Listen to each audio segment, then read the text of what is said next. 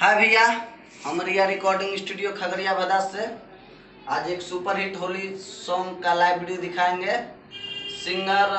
विकास राज और श्रवण राज दोनों जुड़े हुए भाई की तरह लगते हैं और आप लोग इस दोनों भाई के ऊपर प्यार दुलार बनाए रखें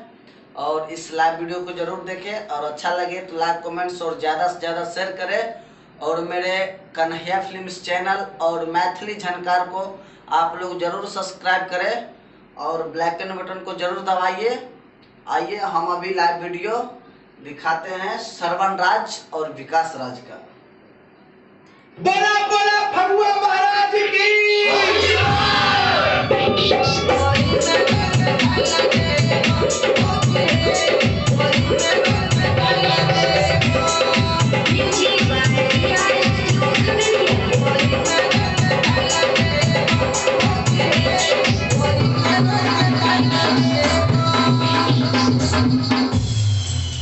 भौजी होलिया में पीने चाहिए तारी बेसी बोलबो त खोल देबो सारी होली में रंग डाल देबो भौजी होली में रंग डाल देबो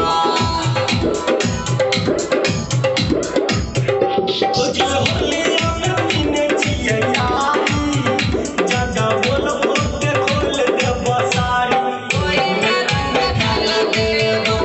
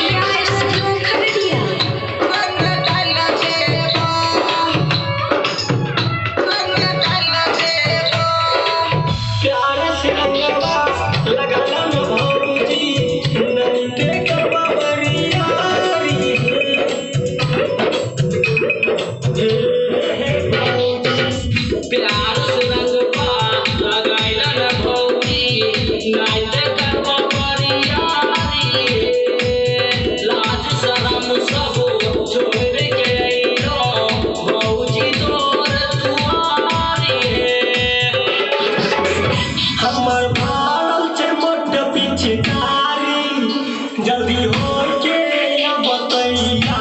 ओही में रंग डाल देबो भौजी ओही में